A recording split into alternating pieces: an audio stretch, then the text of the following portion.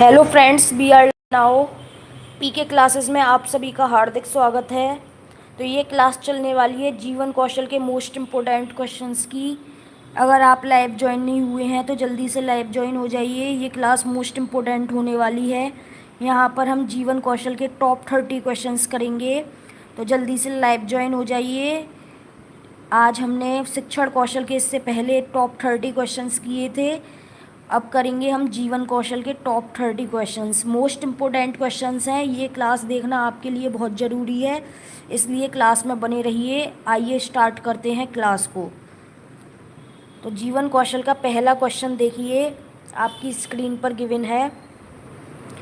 जीवन कौशल का पहला क्वेश्चन है आपका, एक सेकंड। जीवन कौशल का पहला क्वेश्चन है, जीवन कौशल का प्रमुख उद्देश्य क्या है। क्वेश्चन नंबर 1 देखिए, जीवन कौशल का प्रमुख उद्देश्य क्या है।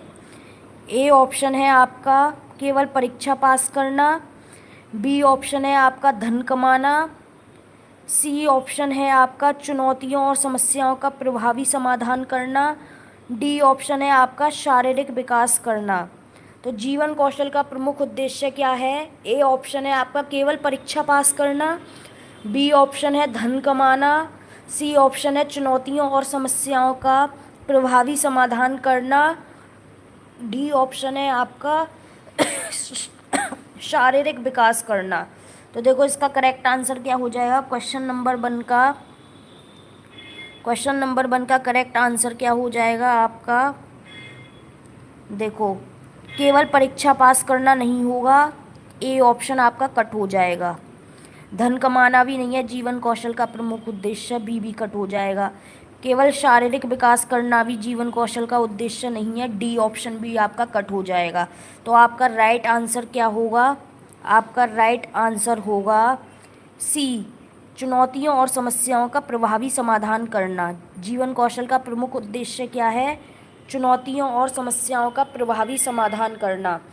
क्वेश्चन नंबर 1 का आपका सी ऑप्शन बिल्कुल करेक्ट हो जाएगा। क्वेश्चन नंबर 1 का सी ऑप्शन आपका बिल्कुल करेक्ट हो जाएगा। नेक्स्ट देखिए, क्वेश्चन नंबर 2 देखिए, अभिवृत्ति मुख्य रूप से किससे संबंधित है। क्वेश्चन नंबर 2 देखिए, अभिवृत्ति यानी कि एटीट्यूड मुख्य रूप से किससे संबंधित है। ए ऑप्शन है आपका ज्ञान से, बी ऑप्शन है आपका हमारी सोच और दृष्टिकोण से, सी ऑप्शन है आपका कौशल से, डी ऑप्शन है आपका संवेग से। तो अभिवृत्ति किससे संबंधित है। तो देखो, ज्ञान से संबंधित नहीं है, ज्ञान से संबंधित नहीं है, ए ऑप्शन आपका कट हो जाएगा।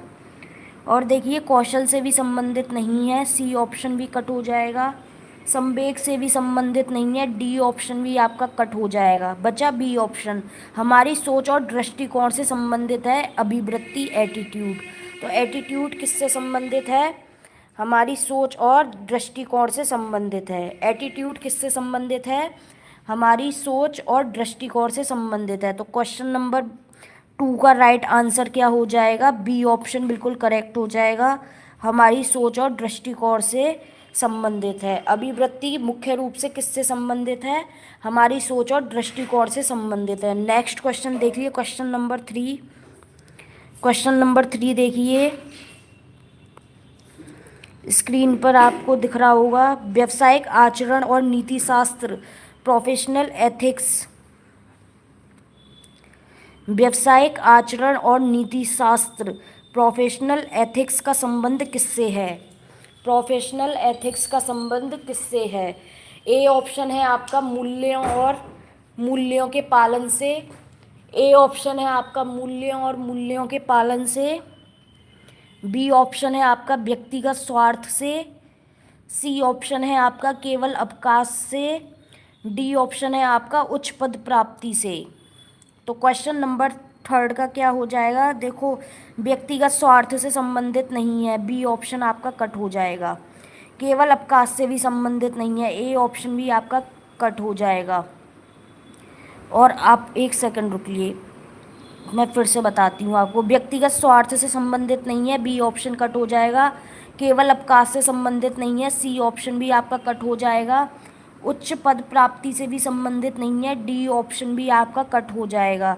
तो बचा क्या आपका, ए ऑप्शन बिल्कुल करेक्ट हो जाएगा। क्वेश्चन नंबर 3 का ए ऑप्शन बिल्कुल करेक्ट हो जाएगा, नियमों और मूल्यों के पालन से। क्वेश्चन नंबर 3 का ए ऑप्शन बिल्कुल करेक्ट हो जाएगा, नियमों और मूल्यों के पालन से। नेक्स्ट क्वेश्चन देखते हैं, क्वेश्चन नंबर 4 क्या है। क्वेश्चन नंबर 4 देखिए, क्वेश्चन नंबर 4 है मोटिवेशन कितने प्रकार की होती है। अभिप्रेरणा, प्रेरणा या अभिप्रेरणा बोलते हैं इसे, कितने प्रकार की होती है। ए ऑप्शन है आपका 1 प्रकार की, बी ऑप्शन है आपका 2 प्रकार की, सी ऑप्शन है आपका 3 प्रकार की, डी ऑप्शन है आपका 4 प्रकार की। तो अभिप्रेरणा जो होती है वो आपकी 2 प्रकार की होती है। एक आंतरिक अभिप्रेरणा होती है, एक बाह्य अभिप्रेरणा होती है। तो मोटिवेशन कितने प्रकार की होती है, 2 प्रकार की होती है। 4th का बी ऑप्शन आपका बिल्कुल करेक्ट हो जाएगा। क्वेश्चन नंबर 4 का बी ऑप्शन आपका बिल्कुल करेक्ट हो जाएगा, 2 प्रकार की। नेक्स्ट क्वेश्चन देखते हैं, क्वेश्चन नंबर 5। क्वेश्चन नंबर 5 देखिए, क्वेश्चन नंबर 5 क्या कहता है। शिक्षक का सबसे बड़ा गुण क्या माना जाता है। क्वेश्चन नंबर 5 देखिए, शिक्षक का सबसे बड़ा गुण क्या माना जाता है। ए कठोर अनुशासन, बी छात्रों के प्रति सहानुभूति और प्रेम, सी अधिक धन कमाना, डी गृह कार्य देना। तो क्वेश्चन देखो, कठोर अनुशासन गुण नहीं है कोई, ए ऑप्शन आपका कट हो जाएगा। कठोर अनुशासन कोई गुण नहीं है, अधिक धन कमाना भी कोई गुण नहीं है, गृह कार्य देना भी कोई गुण थोड़ी है, ये तो आपका नॉर्मल वर्क है। तो क्वेश्चन नंबर 5 का आपका बी ऑप्शन बिल्कुल करेक्ट हो जाएगा। क्वेश्चन नंबर 5 का बी ऑप्शन बिल्कुल करेक्ट हो जाएगा, छात्रों के प्रति सहानुभूति और प्रेम। क्वेश्चन नंबर 5 का बी ऑप्शन आपका बिल्कुल करेक्ट हो जाएगा, छात्रों के प्रति सहानुभूति और प्रेम। नेक्स्ट क्वेश्चन देखते हैं, क्वेश्चन नंबर 6 क्या है। क्वेश्चन नंबर 6 देखिए, क्वेश्चन नंबर 6 है आपका संविधान के किस अनुच्छेद के तहत 6 से 14 वर्ष के बच्चों को शिक्षा का अधिकार दिया गया है। संविधान के किस अनुच्छेद के तहत 6 से 14 वर्ष तक के बच्चों को शिक्षा का अधिकार दिया गया है। ए ऑप्शन है आपका अनुच्छेद 15, बी ऑप्शन है आपका अनुच्छेद 21 का, सी ऑप्शन है आपका अनुच्छेद 45, डी ऑप्शन है आपका अनुच्छेद 51 का।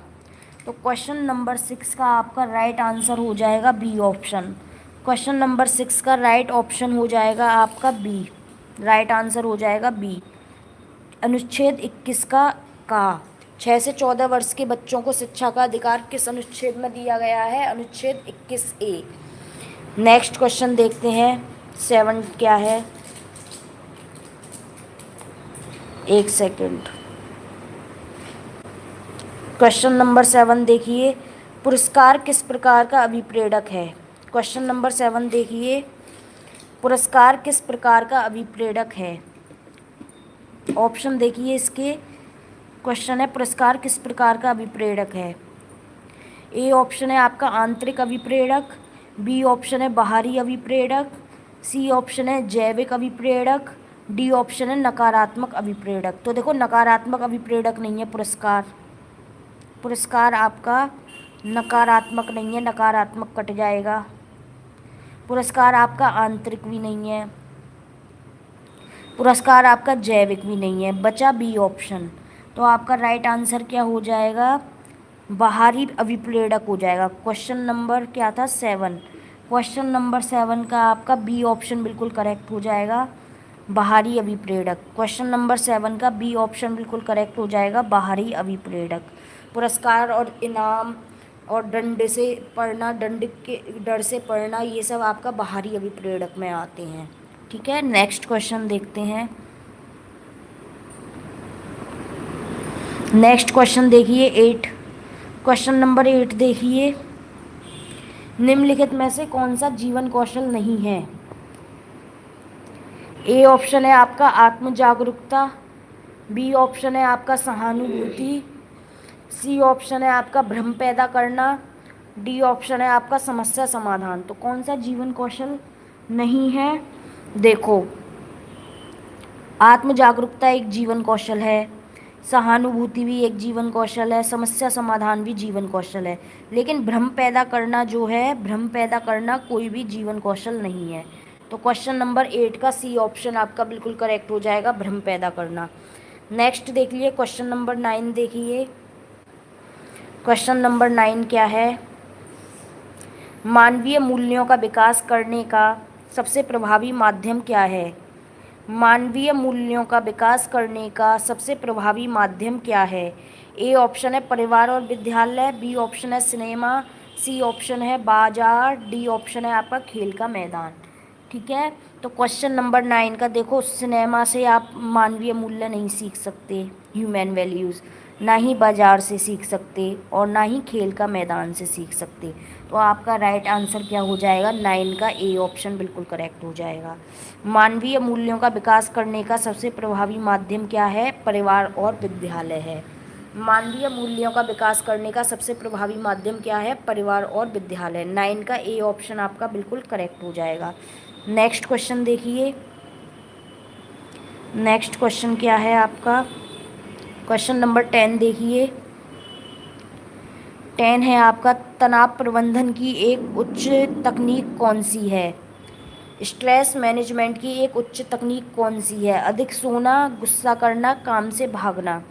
तो देखो, ये तीनों ही नेगेटिव हो जाएंगी। अधिक सोना नेगेटिव हो जाएगी, स्ट्रेस को मैनेज करना है, गुस्सा करना नेगेटिव हो जाएगा, काम से भागना नेगेटिव हो जाएगा। आप स्ट्रेस को कैसे मैनेज कर सकते हैं? योग और ध्यान से। क्वेश्चन नंबर 10 का ए ऑप्शन आपका बिल्कुल करेक्ट हो जाएगा। तनाव प्रबंधन की एक उत्तम तकनीक क्या है? योग और ध्यान है। नेक्स्ट क्वेश्चन देखिए। क्वेश्चन नंबर 11 देखिए। निम्नलिखित में से कौन सा संप्रेषण का तत्व नहीं है? देखो, प्रेषक है ए ऑप्शन, बी ऑप्शन है माध्यम, सी ऑप्शन है बाधा, डी ऑप्शन है संदेश। तो देखो, आपका प्रेषक जो है, प्रेषक भी संप्रेषण का तत्व है, माध्यम भी संप्रेषण का तत्व है, संदेश भी संप्रेषण का तत्व है, बाधा कोई संप्रेषण का तत्व नहीं है। बिना उद्देश्य के शोर करना कम्युनिकेशन का तत्व नहीं है। क्वेश्चन नंबर 11 का सी ऑप्शन आपका बिल्कुल करेक्ट हो जाएगा। नेक्स्ट देखिए, क्वेश्चन नंबर 12 देखिए। क्वेश्चन नंबर 12 क्या है? शैक्षिक नेतृत्व एजुकेशन लीडरशिप का मुख्य आधार क्या है? एजुकेशनल लीडरशिप का मुख्य आधार क्या है? ए है तानाशाही, बी है प्रजातांत्रिक दृष्टिकोण, सी है पक्षपात, डी है उदासीनता। लीडरशिप का मुख्य आधार क्या है? तो देखो, तानाशाही नहीं होनी चाहिए, तानाशाह नहीं होना चाहिए, पक्षपात भी नहीं करना चाहिए, उदासीनता भी नहीं होना चाहिए। तो आपका 12 का राइट आंसर क्या हो गया? बी हो गया। क्वेश्चन नंबर 12 का बी ऑप्शन आपका बिल्कुल करेक्ट हो जाएगा, प्रजातांत्रिक दृष्टिकोण। क्वेश्चन नंबर 12 का बी ऑप्शन बिल्कुल करेक्ट हो जाएगा, प्रजातांत्रिक दृष्टिकोण। नेक्स्ट देखिए।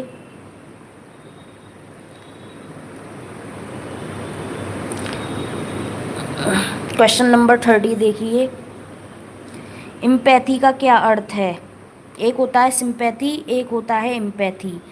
तो देखो, सिंपैथी क्या होता है? दूसरों पर दया करना होता है आपका सिंपैथी। और इम्पैथी क्या होता है आपका? इम्पैथी होता है आपका कि दूसरे का जैसा, दूसरे की जो पीड़ा है उसे हम अनुभव करें, उसे फील करें और उसे समझें।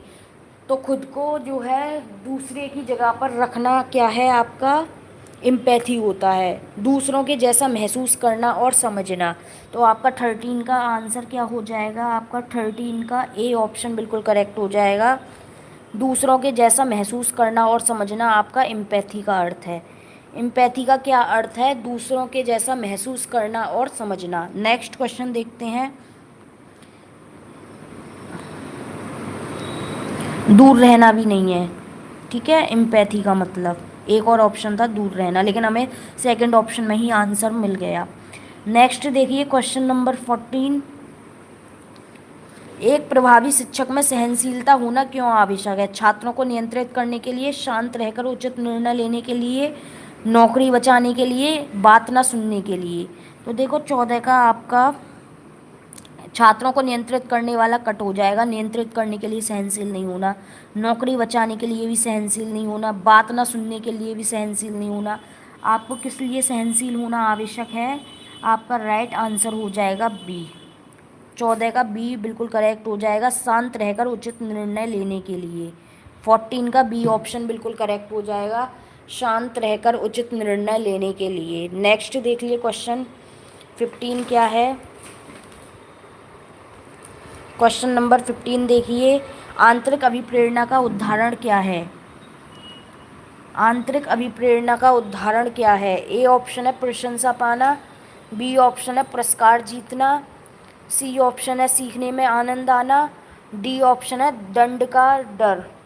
तो देखो आंतरिक अभिप्रेरणा का उदाहरण क्या है? आंतरिक अभिप्रेरणा पूछ रहा है, पुरस्कार जीतना आपका बाहरी होता है, पुरस्कार जीतना आपका बाहरी होता है, प्रशंसा पाना आपका बाहरी होता है, अभिप्रेरणा दंड का डर भी आपका बाहरी होता है। तो आंतरिक क्या हुआ? जो अंदर से आए, आपको सीखने में आनंद आपको अंदर से आ रहा है, वो आंतरिक अभिप्रेरणा है। 15 का सी ऑप्शन बिल्कुल करेक्ट हो जाएगा, सीखने में आनंद आना। क्वेश्चन नंबर 15 का सी ऑप्शन बिल्कुल करेक्ट हो जाएगा, सीखने में आनंद आना। नेक्स्ट क्वेश्चन देखिए,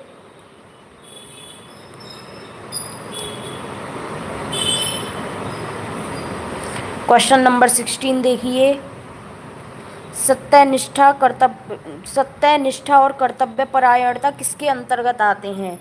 ए है नैतिक मूल्य, बी है आर्थिक मूल्य, सी है भौतिक मूल्य, डी है राजनीतिक मूल्य। तो 16 का आपका ए ऑप्शन बिल्कुल करेक्ट हो जाएगा, सत्यनिष्ठा और कर्तव्य परायणता नैतिक मूल्य के अंतर्गत आते हैं। क्वेश्चन नंबर 16 का ए ऑप्शन बिल्कुल करेक्ट हो जाएगा, नैतिक मूल्य। नेक्स्ट देखिए क्वेश्चन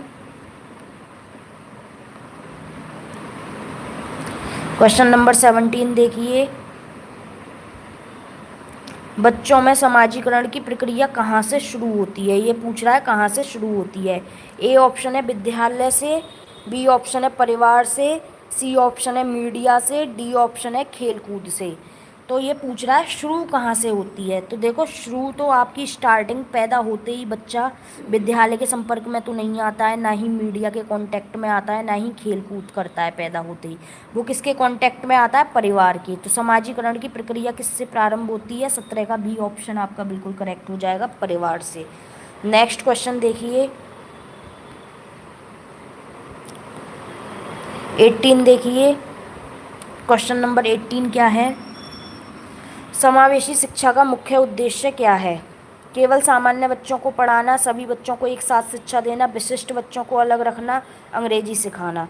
तो देखो केवल सामान्य बच्चों को पढ़ाना नहीं है समावेशी, विशिष्ट बच्चों को अलग करना भी नहीं है, अंग्रेजी सिखाना भी नहीं है। समावेशी का मतलब होता है एक साथ, समावेशी शिक्षा का मतलब होता है सभी बच्चों को एक साथ शिक्षा देना। 18 का बी ऑप्शन आपका बिल्कुल करेक्ट हो जाएगा, सभी बच्चों को एक साथ शिक्षा देना। नेक्स्ट क्वेश्चन देखिए 19 क्या है? डिसीजन मेकिंग में अंतिम चरण क्या होता है? समस्या की पहचान, विकल्पों की खोज, परिणाम का मूल्यांकन, डेटा एकत्र करना। आपका कह रहा है अंतिम चरण क्या होता है, सॉरी प्रथम नहीं पूछ रहा, अंतिम पूछ रहा है। तो अंतिम चरण पूछ रहा है, अंतिम चरण क्या होगा आपका? देखो मूल्यांकन करना। देखो अंतिम चरण क्या होगा? समस्या की पहचान अंतिम नहीं होगा, विकल्पों की खोज भी अंतिम नहीं होगा, डेटा कलेक्ट करना भी अंतिम नहीं होगा। अंतिम क्या होगा? जो परिणाम है उसका मूल्यांकन करना, एंड में मूल्यांकन होता है। तो निर्णय मेकिंग का अंतिम चरण क्या होता है? परिणाम का मूल्यांकन करना। 19 का सी ऑप्शन बिल्कुल करेक्ट हो जाएगा। नेक्स्ट क्वेश्चन देखिए 20, संवैधानिक मूल्य निम्न में से कौन सा है? संवैधानिक मूल्य निम्न में से कौन सा है? ए ऑप्शन है आपका स्वतंत्रता, बी ऑप्शन है समानता, सी ऑप्शन है बंधुत्व, डी ऑप्शन है उपयुक्त सभी। तो आपसे क्या पूछ रहा है? संवैधानिक पूछ रहा है, ठीक है। तो संवैधानिक मूल्य में आपके क्या क्या आ जाएंगे? देखो स्वतंत्रता भी आपका संवैधानिक में आ जाएगा, समानता भी आ जाएगा, बंधुत्व भी आ जाएगा। तो इसका आंसर हो जाएगा आपका उपयुक्त सभी। क्वेश्चन नंबर 20 का आंसर हो जाएगा संवैधानिक मूल्य में क्या क्या आ जाएंगे? स्वतंत्रता, समानता, बंधुत्व, उपयुक्त सभी। आपका राइट आंसर हो जाएगा उपयुक्त सभी। तो करेक्ट आंसर क्या हो गया आपका? डी वाला हो गया, उपयुक्त सभी। नेक्स्ट देखते हैं 21 क्या है हमारा क्वेश्चन। 21 देखिए, शिक्षक और छात्रों के बीच संबंध कैसा होना चाहिए? शिक्षक और छात्रों के बीच संबंध कैसा होना चाहिए? भययुक्त, सहयोगात्मक और आदरपूर्ण, उदासीन, व्यावसायिक मात्र। तो देखो, भययुक्त नहीं होना चाहिए, भय नहीं होना चाहिए वरना बच्चा क्वेश्चनिंग नहीं करेगा। उदासीन भी नहीं होना चाहिए, केवल व्यावसायिक मात्र भी नहीं होना चाहिए। कैसा होना चाहिए? सहयोगात्मक और आदरपूर्ण होना चाहिए। क्वेश्चन नंबर 21 का बी ऑप्शन आपका बिल्कुल करेक्ट हो जाएगा। 21 का बी ऑप्शन आपका बिल्कुल करेक्ट हो जाएगा। नेक्स्ट क्वेश्चन देखिए। नेक्स्ट है, सृजनात्मकता से क्या तात्पर्य है? क्रिएटिविटी से क्या तात्पर्य है? पुरानी लीक पर चलना, कुछ नया और मौलिक सोचना, नकल करना, रटना। तो देखो, पुरानी लीक पर चलना कुछ नया करना नहीं है, क्रिएटिविटी नहीं है। नकल करना भी कुछ नया करना नहीं है, रटना भी कुछ नया करना नहीं है। सृजनात्मकता कहाँ आती है? कुछ नया और मौलिक सोचना, कुछ न्यू और मौलिक सोचना। क्रिएटिविटी से तात्पर्य क्या है? कुछ नया और मौलिक सोचना। 22 का बी ऑप्शन आपका बिल्कुल करेक्ट हो जाएगा। नेक्स्ट क्वेश्चन देखिए 23। 23 क्या कहता है? अनुक्रिया को मजबूत करने की प्रक्रिया को क्या कहते हैं? रिस्पॉन्स को मजबूत करने की प्रक्रिया को क्या कहते हैं? ए है पुनर्वलन, बी है अवरोध, सी है विस्मरण, डी है थकान। तो देखिए, थकान तो कहेंगे नहीं, डी कट जाएगा। विस्मरण मतलब भूलना भी नहीं कहेंगे, अवरोध मतलब रुकना भी नहीं कहेंगे। आपका ए ऑप्शन बिल्कुल करेक्ट हो जाएगा। 23 का ए ऑप्शन आपका बिल्कुल करेक्ट हो जाएगा, पुनर्वलन। 23 का ए ऑप्शन बिल्कुल करेक्ट हो जाएगा, पुनर्वलन, री ठीक है। अनुक्रिया को मजबूत करने की प्रक्रिया को क्या कहते हैं? री कहते हैं। नेक्स्ट देखिए 24 क्या कहता है? क्वेश्चन नंबर 24 देखिए, एक अच्छे प्रबंधक की विशेषता क्या है? समय प्रबंधन और नेतृत्व क्षमता, क्रोध करना, काम टालना, नियमों की अनदेखी करना। तो ये तीनों तो नेगेटिव हो जाएंगे आपका। क्रोध करना, काम टालना, समय की अनदेखी करना। ए ऑप्शन आपका बिल्कुल करेक्ट हो जाएगा। समय प्रबंधन और नेतृत्व क्षमता, 24 का ए ऑप्शन आपका बिल्कुल करेक्ट हो जाएगा। नेक्स्ट देखिए 25, व्यावसायिक नैतिकता के ह्रास का प्रमुख कारण क्या है? व्यावसायिक नैतिकता के ह्रास का प्रमुख कारण क्या है? ए ऑप्शन है मूल्यों के प्रति निष्ठा, बी ऑप्शन है अत्यधिक भौतिकवादी सोच, सी ऑप्शन है आपका उच्च शिक्षा, डी ऑप्शन है आपका सामाजिक जागरूकता। ह्रास होने का, कमी होने का क्या कारण है? कमी होने का पूछा है, तो मूल्य के प्रति निष्ठा तो आपका पॉजिटिव हो जाएगा, उच्च शिक्षा भी आपका पॉजिटिव हो जाएगा, सामाजिक जागरूकता भी आपका पॉजिटिव हो जाएगा। आपको ह्रास का कारण बताना है, व्यावसायिक नैतिकता की कमी होने का कारण क्या है? तो अत्यधिक भौतिकवादी सोच हो जाएगा। 25 का बी ऑप्शन आपका बिल्कुल करेक्ट हो जाएगा, अत्यधिक भौतिकवादी सोच। 25 का बी ऑप्शन आपका बिल्कुल करेक्ट हो जाएगा। नेक्स्ट देखते हैं 26 क्या है। 26 देखिए, पॉजिटिव एटीट्यूड वाले व्यक्ति की क्या पहचान है? निराशावादी होना, शिकायत करना, हर परिस्थिति में अवसर देखना। तो देखो, निराशावादी होना नहीं होता है, शिकायत करना भी नहीं होता है। अगला ऑप्शन और देख लेते हैं, दूसरों को नीचा दिखाना भी नहीं होता है, ये भी कट हो जाएगा। तो आपका राइट आंसर क्या हो जाएगा? हर परिस्थिति में वो अवसर देखेगा। पॉजिटिव आदमी जो है, बुरे वक्त में भी वो अच्छी अच्छी चीज़ों को देखेगा, अवसरों को देखेगा और उनकी तरफ ध्यान देगा, पॉजिटिव रहेगा। ठीक है, 26 का ये ऑप्शन आपका बिल्कुल करेक्ट हो जाएगा। नेक्स्ट देखिए 27।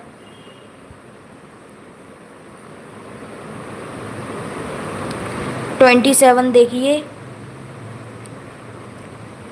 शिक्षा बिना बोझ के रिपोर्ट किसकी अध्यक्षता में आई थी? A professor Yashpal, B Kothari commission, C Radhakrishnan आयोग, डी मकौल। तो देखो, शिक्षा बिना बोझ के ये रिपोर्ट आई थी, लर्निंग विदाउट बर्डन। ना तो ये कोठारी कमीशन की अध्यक्षता में आई, ना ही राधाकृष्णन आयोग की अध्यक्षता में, ना ही मकौल की अध्यक्षता में। ये किसकी अध्यक्षता में आई? प्रोफेसर यशपाल की अध्यक्षता में। तो क्वेश्चन 27 का ए आपका बिल्कुल करेक्ट हो जाएगा, प्रोफेसर यशपाल। क्वेश्चन नंबर 27 का ए बिल्कुल करेक्ट हो जाएगा, प्रोफेसर यशपाल। नेक्स्ट देखिए 28, समूह गतिकी का अध्ययन मुख्य रूप से किस क्षेत्र में किया जाता है? ग्रुप डायनामिक्स का अध्ययन मुख्य रूप से किस क्षेत्र में किया जाता है?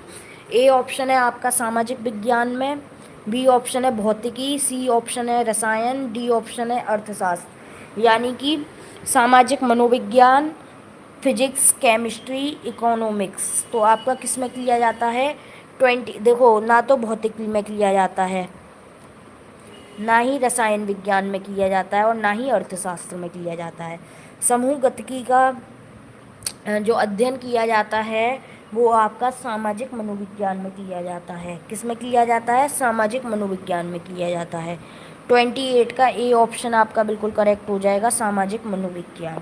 नेक्स्ट देखिए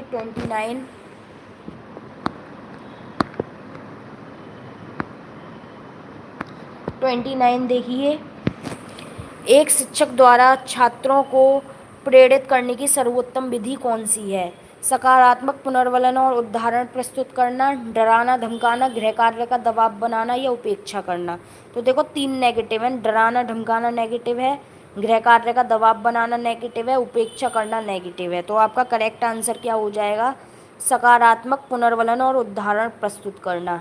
29 का ए ऑप्शन बिल्कुल करेक्ट हो जाएगा, सकारात्मक पुनर्वलन और उदाहरण प्रस्तुत करना।